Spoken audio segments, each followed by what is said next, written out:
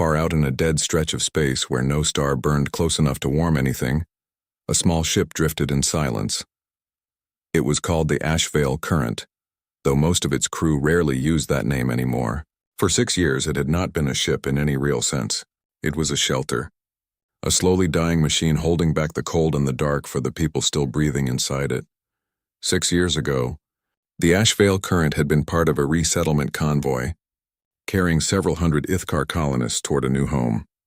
A sudden and catastrophic failure in its main drive system had left it stranded here, in a sector so empty and so far from any trade route that rescue had always felt like something to hope for rather than expect.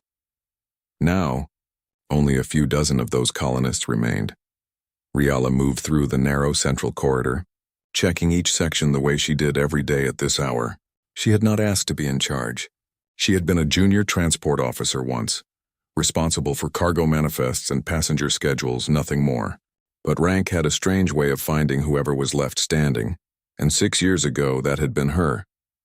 She passed the small compartment where the youngest survivor slept. Toma had been born 11 months after the failure, inside a ship that had already stopped believing in rescue. He had never seen open sky. He had never felt real sunlight on his skin. His entire universe was steel corridors, dim emergency lighting, and the quiet, constant hum of failing life support systems. He was awake, sitting near the small viewport, watching the stars the way he did most mornings. "Any answer today?" he asked without looking away from the glass. Riala paused beside him. Not yet. It was the same answer she had given him almost every day since he was old enough to understand the question.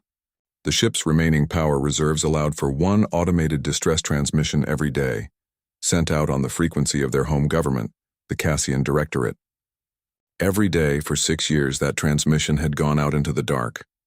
Every day for 6 years nothing had answered.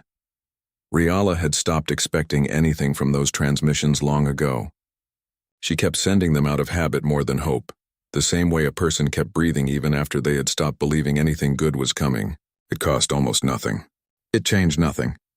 But stopping felt like giving up entirely, and she wasn't ready to teach Toma that lesson yet.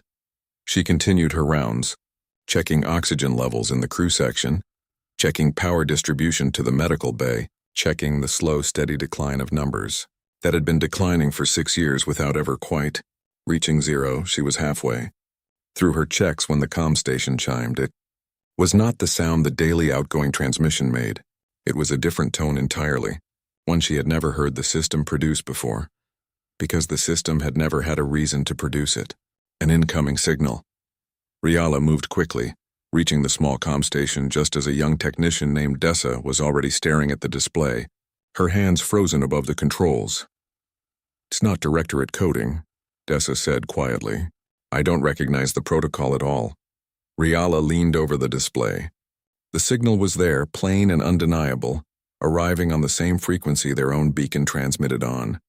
But the pattern behind it belonged to no system either woman had ever seen. Word spread through the ship in minutes. Survivors gathered in the narrow corridor outside the comm station, drawn by whispers and rumor before anyone had confirmed anything real. 6 years of silence had taught this crew not to hope loudly, but it had not taught them not to hope at all. The ship's translation systems, old and failing like everything else aboard, worked slowly through the unfamiliar signal, piecing together meaning one fragment at a time. When the message finally resolved into words the crew could understand, it repeated steadily, over and over, patient and calm. "Signal received. Do not lose hope. Help is coming." Nobody in the corridor spoke for a long moment. It was not Directorate language. It was not any signal pattern connected to their home government, their trade partners, or any species the Ithkar had significant contact with.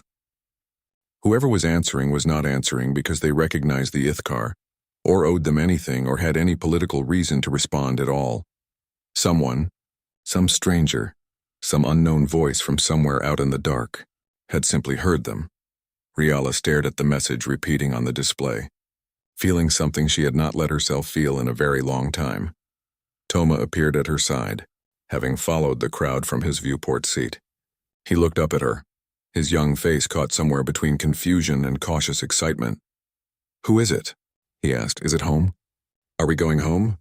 Riala looked back at the message, still repeating patiently across the display, sent by someone whose name, whose face, whose species she did not know at all. "I don't know," she said quietly, "but someone heard us." For the first time in 6 years, that felt like enough to hold on to. 6 years earlier, in an office far removed from any dying ship or dark stretch of unclaimed space, a decision had been made that no one aboard the HFY Current would ever be told about directly. The convoy carrying Riala, Toma's parents, and several hundred other Ithkar colonists had never been considered a priority by the Cassian directorate that governed their lives. The passengers aboard those ships were not officials, not wealthy traders, not anyone with influence. They were low-income citizens, debt holders, families being relocated to a new settlement world specifically, because they were easier to move than to continue, supporting in their old one when the convoy's lead ship suffered a catastrophic drive failure and the rest of the convoy was forced to either stop and risk everyone or continue on and leave the crippled ship behind. The decision had not been difficult for the officials overseeing the operation. The convoy continued. The HFY Current was left behind. Its position logged, its distress beacon noted, its fate left to be determined later. Later took the form of a data review, conducted months afterward by an administrator named Vel, whose job was to evaluate the cost and value of ongoing rescue operations across dozens of similar cases each year. Vel reviewed the HFY Current's file carefully. The sector's distance, the resources required for a rescue mission, the economic and political value of the passengers involved, weighed against the cost of retrieving them. The math, from a purely administrative standpoint, was simple. Vel signed the report reclassifying the HFY Current and its passengers as presumed lost. It was a clean, bureaucratic phrase that closed the file, ended the obligation, and allowed the directorate's resources to be spent elsewhere. The report noted, in a small line near the bottom, that intermittent beacon activity had continued to be detected in the years following the reclassification. The note changed nothing. The file remained closed. Vel did not think about the decision often in the years that followed. There was no reason to. It had been, by every measure the directorate used, the correct choice. Far across known space, in a region with no connection to the Cassian directorate at all, a very different kind of decision was being made. The UES Lighthouse was a human deep space survey vessel, assigned to chart unclaimed regions of space for potential resource value and safe travel routes. Its mission had nothing to do with rescue operations. But like every human vessel operating beyond charted territory, the Lighthouse carried a standing directive that applied regardless of its primary mission. Any detected distress signal, from any source, regardless of species, political affiliation, or apparent value, was to be investigated. There was no cost-benefit calculation built into the directive. No administrative review process weighing the value of potential survivors against the resources required to reach them. Captain Elias Okonkwo had followed it without hesitation for the entire 11 years he had commanded deep space vessels. When the Lighthouse's long-range sensors picked up a faint, irregular signal repeating from a dead sector well outside any charted trade route, Okonkwo reviewed the data personally before the ship's systems had even finished full analysis. "It's not on any registry," his logistics officer, a careful man named Priest, reported from the adjoining station.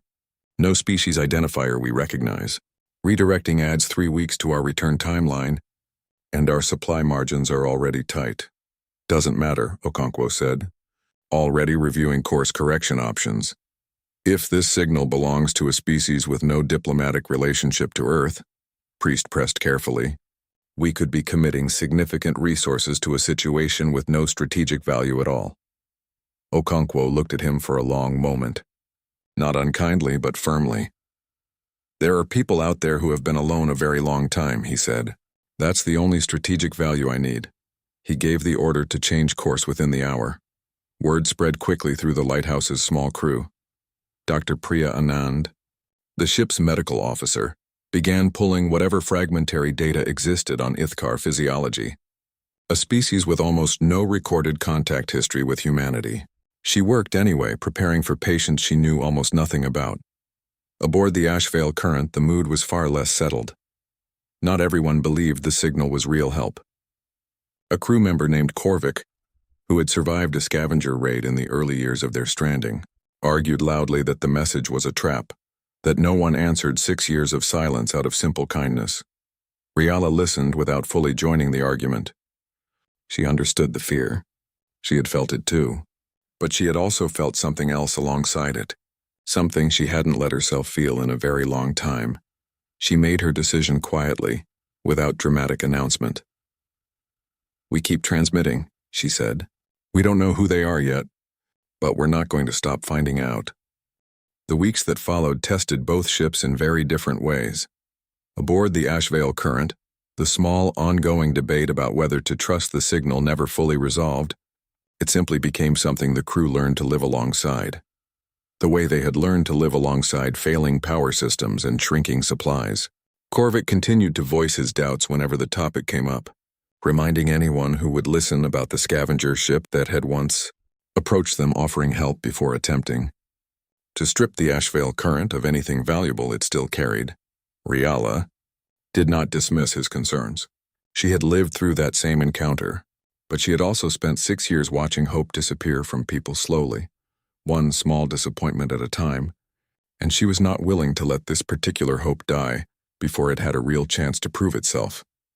She kept the daily transmissions going, now carrying updated status reports alongside the standard distress signal, oxygen levels, structural integrity, the number of survivors still aboard.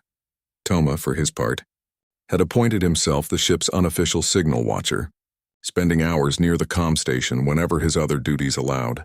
The responses came steadily now, still patient, still calm, gradually including more specific information, an estimated arrival time, basic questions about the crew's condition, reassurances repeated in slightly improving translation each time the HFY Current's failing systems managed to parse them more accurately. Aboard the UES lighthouse, the challenges were more practical. The ship had not been provisioned for an extended rescue mission, and the added weeks of travel meant careful rationing of supplies already calculated for a much shorter return journey. Priest, the logistics officer who had raised concerns about the detour, now spent long hours recalculating consumption rates, determined to make the numbers work even though he had originally argued against creating this problem in the first place. Dr. Anand worked through every scrap of available data on Ithkar biology, most of it decades old and incomplete. She prepared medical bay configurations for physiology she only partially understood, running simulations based on educated guesses where real data didn't exist. One evening, a younger crew member named Osei, working a supply inventory shift alongside Priest, finally asked the question that had been sitting quietly beneath the ship's collective effort for weeks. "We don't know these people. We're not allied with them. Nobody back home is going to reward us for this. So why are we stretching everything this thin to reach them?" Priest considered the question for a long moment. "Because somebody out there has been completely alone for 6 years," he said finally.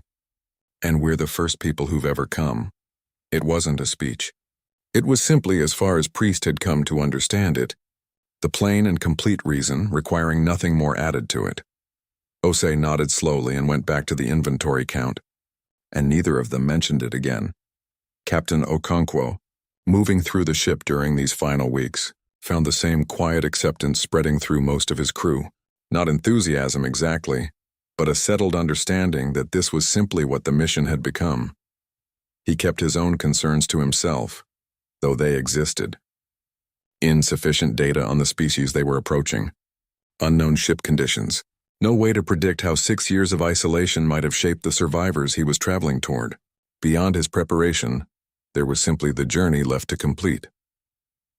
The lighthouse crossed the final stretch of empty space on a quiet ship-wide morning, sensors sweeping continuously ahead as the ship closed the remaining distance to the coordinates. The HFY Current's failing beacon had been broadcasting for 6 years. Aboard the HFY Current, Toma was the first to see it. A small distant point of light on the ship's remaining external sensor display, growing steadily larger, taking shape gradually into something with a form no Ithkar aboard the ship had ever seen before. He called for Riala immediately, his voice carrying down the corridor with an urgency that brought half the ship's survivors moving toward the observation section within minutes. Riala arrived to find the display filled with the approaching shape of an unfamiliar vessel, larger than she expected. its hull configuration nothing like Directorate design, moving toward them with steady, deliberate purpose. The ship that answered when no one else had was finally close enough to see. Behind her, survivors crowded the narrow corridor, some hopeful, some still afraid, all of them staring at the same growing shape on the display, the first outside ship any of them had seen in 6 years of drifting alone in the dark. The lighthouse held position at a careful distance from the Ashvale current, close enough for a shuttle crossing, but far enough to avoid alarming a crew that had every reason left to be cautious. Captain Okonkwo made the decision himself, over Priest's mild objection, to lead the initial contact team personally, alongside Dr. Anand and 2 unarmed crew members carrying nothing but a small case of emergency medical supplies. No weapons, no formal delegation, nothing that might read, even accidentally, as a show of force to people who had survived 6 years without any outside contact at all. When the shuttle reached docking range and requested permission to connect, the response from the Ashvale current was silence, followed eventually by a single, cautious transmission from Riala. "We are not opening the airlock yet," she said, her voice careful and controlled. "We need proof this isn't a trap before anyone comes aboard." Okonkwo did not argue. "Understood," he replied. "We're not asking to come aboard yet either. We'd like to pass supplies through the transfer hatch first. Medical supplies. No conditions attached. You don't owe us anything for them." There was a long pause on the other end. The small case of supplies passed through the transfer hatch minutes later, and Riala's team opened it carefully, checking every item against whatever detection equipment the ship's failing systems could still manage. Basic medical treatments. Water purification components. Nothing dangerous. Nothing that demanded anything in return. It was Korvik, of all people, who finally spoke the words that shifted the mood in the corridor. "A trap doesn't usually start by giving you something first," he said quietly. Riala looked at the supplies laid out before her, then back at the comm display where the human ship waited patiently, requesting nothing further. "Open the airlock," she said. "Small team only. Weapons stay behind." The moment the airlock cycled open, Okonkwo's small team stepped through slowly, hands visible, expressions carefully neutral despite what they found waiting for them. The corridor beyond was dim, cold in places where power had been rerouted elsewhere, marked by 6 years of careful, exhausted survival. Dr. Annan's expression flickered for just a moment. Not disgust, not pity, but the quiet, immediate grief of someone witnessing exactly how much a group of people had endured to still be standing here at all. She did not let the moment slow her down. Within minutes of stepping aboard, she was already moving through the crew section, treating the sickest survivors first, working with careful, improvised adjustments to account for Ithkar physiology she had only theoretical data on. Toma found her partway through her rounds, watching with the same quiet curiosity he brought to everything unfamiliar. "Are you from home?" he asked eventually, his voice small in the dim corridor. "The place we were supposed to go?" Dr. Anand paused, kneeling down to his eye level. "No," she said gently. "I'm not Ithkar at all. My home is very far from here and very different from anywhere you've ever seen." Toma considered this carefully. "Then why did you come?" "Because we heard you," she said. That's all it took. She reached into a small data pad and pulled up an image.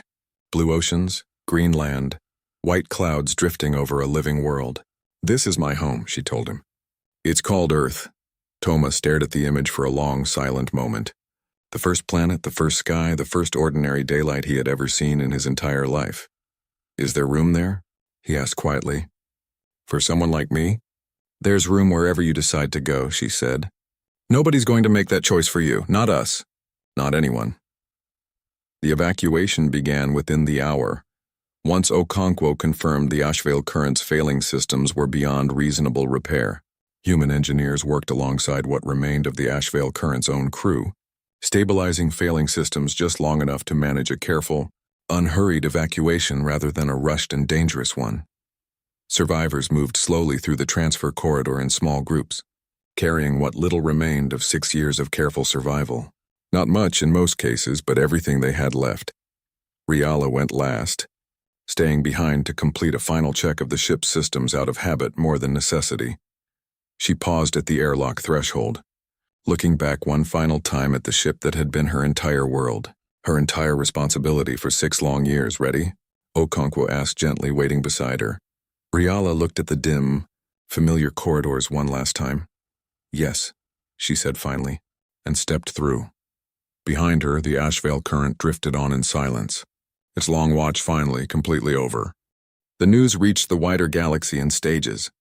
Quietly at first, through neutral trade channels and independent shipping registries, then rapidly, once enough separate sources confirmed the same basic facts. A stranded Ithkar convoy, presumed lost by the Cassian Directorate for 6 years, had been located and rescued, not by Directorate forces, not by any allied government, but by a single human survey vessel that had simply detected their signal and responded. The story might have remained a minor footnote, if not for what happened next. Once stabilized aboard the lighthouse, the surviving Ithkar formally requested confirmation of their citizenship status. A routine request that forced the Cassian Directorate's own records office to confront something it had spent 6 years quietly filed away. The HFY currents. Passengers had been reclassified as presumed lost, based on a cost assessment conducted by an administrator named Vel. The file, once reopened, included the small, previously buried note that intermittent beacon activity had continued for years following that reclassification. It did not take long for that detail to become public knowledge. Vel, who had not thought seriously about the file in years, found the decision suddenly the subject of formal inquiry and public scrutiny. The Directorate's Public Relations Office scrambled to manage a story that grew less manageable with every new detail that emerged. In stark contrast, Captain Okonkwo's official report to Human Command remained exactly what it had been from the beginning. Short, factual, entirely without drama. Distress signal detected. Course altered. Survivors located and recovered. No further action required unless survivors requested repatriation. There was no mention of heroism, because as far as Okonkwo was concerned, none had occurred. He had followed a standing directive that applied to every ship under his command, in exactly the way it was meant to be followed. The report was filed and archived without any special commendation, because within human command structures, this was simply how the directive was supposed to function. The contrast between the two responses did not go unnoticed across the wider galactic community. Independent observers, neutral civilizations and smaller species who followed the story picked up on something quieter and more uncomfortable than simple admiration for human action. It wasn't really a story about human strength. It was a story about a government that had calculated the cost of saving its own citizens and decided against it, compared directly to a government whose rescue policy required no calculation at all. In dozens of unrelated civilizations, citizens began asking their own leadership uncomfortable variations of the same question. If one of our ships went dark in a similar situation, would we come for them? Under mounting pressure, Directorate officials issued a formal request. Not quite an apology, though carefully worded to resemble one, asking that the rescued Ithkar survivors be returned home for what the request called proper reintegration and support. The request reached Riala and the other survivors aboard the lighthouse during a quiet evening several weeks into their recovery, delivered through Okonkwo's own crew rather than directly, since the Directorate had no formal diplomatic channel established with the humans, who now technically held the survivors' safety in their hands. Riala read the request twice, sitting alone in the small quarters she had been given aboard the lighthouse. Simple, clean, quiet in a way the HFY current had never been able to offer even in its earliest years. She thought about home, the home she barely remembered now, the home that had left her and everyone she cared about to drift and die slowly in the dark, rather than spend the resources to bring them back. She thought about the 6 years of silence, and the single day that silence had finally broken, not because her own people had finally decided she was worth the cost, but because a stranger from somewhere entirely different had simply heard a signal and decided that was reason enough. She gathered the other survivors the following morning, sharing the Directorate's request plainly, without pushing them one direction or the other. You get to choose, she told them. Nobody is choosing this for you. Not them, not us. You decide what happens next. The room was quiet for a long moment. Survivors who had spent 6 years with almost no real choices at all, suddenly facing one of the largest choices of their lives. Nobody answered immediately. For the first time since the rescue, the ship carried a different kind of silence. Not fear, not grief, but the heavy, uncertain weight of an actual decision finally theirs to make. The decision took several days to settle, and in the end, it did not settle the same way for everyone. Roughly half the survivors chose to return to Directorate territory, drawn by the pull of distant family members, familiar customs, and the simple, undeniable fact that it was still whatever else it was, home. Riala did not try to talk any of them out of it. She understood the pull completely. Even though she did not feel it the same way herself, she made her own decision quietly without announcement, several days before formally telling anyone. "I'm not going back," she told Okonkwo, finding him during one of his rare quiet moments on the observation deck. "Not because I don't miss what home used to mean, but because I can't make myself trust a government that decided I wasn't worth the cost, now telling me they always intended to help." Okonkwo listened without offering an opinion either way. "That's a fair reason," he said simply. Korvik, somewhat to Riala's surprise, chose to stay as well. The same caution that had made him distrust the initial signal now turned toward the idea of returning to a government that had proven, in the clearest way possible, exactly how little it valued people like him. Toma's choice came without much deliberation at all. He found Riala on the same observation deck a few days later, watching the same stars that had for 6 years offered nothing but silence. "What are you doing?" he asked her directly. The same straightforward question he'd been asking his entire short life. "I don't know yet," Riala admitted, and meant it honestly for the first time in longer than she could remember. Toma considered this for a moment, then shrugged with the simple confidence only a child could manage after everything he had already survived. "Then I'll go wherever they're going," he said, nodding toward the humans moving through the ship around them. "The ones who hurt us. That's good enough for me." Riala looked at him for a long moment, something settling quietly in her chest that she didn't have an easy name for. "Yeah," she said finally. "That's good enough for me too." The formal transition took several more weeks to arrange. Survivors choosing repatriation were transferred through neutral diplomatic channels, while those choosing to remain began the slow, complicated process of establishing lives connected to human territory. Guided by resources the lighthouse's crew helped arrange despite it falling well outside their original mission scope.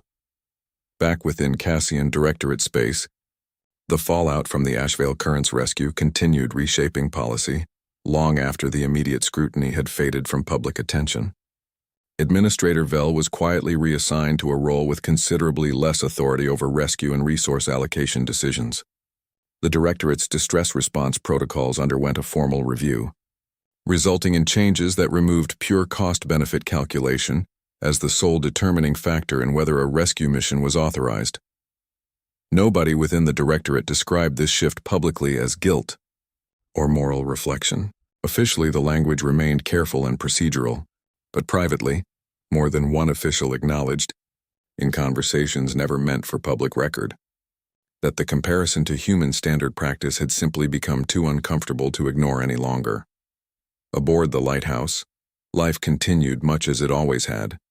The rescue mission, gradually folding into the ship's ordinary rhythm of survey work and quiet routine.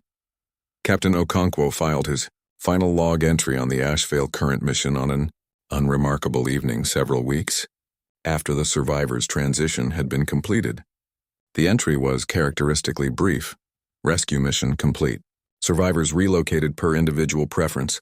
No further Directorate involvement requested by remaining Ithkar personnel under human protection.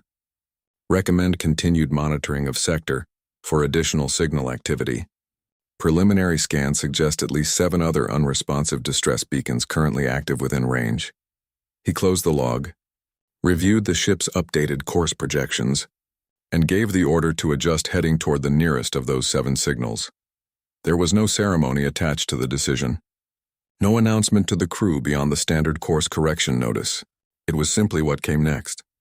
The same directive that had brought them to the Ashvale Current now carrying them onward to whoever was still out there. Still transmitting, still waiting for someone to finally answer. Riala, watching the stars shift slowly outside her new quarters as the ship changed course, thought about the 6 years of silence that had once felt endless, and the single signal that had finally broken it. She thought about Tama, asleep down the corridor, finally able to dream about something other than survival.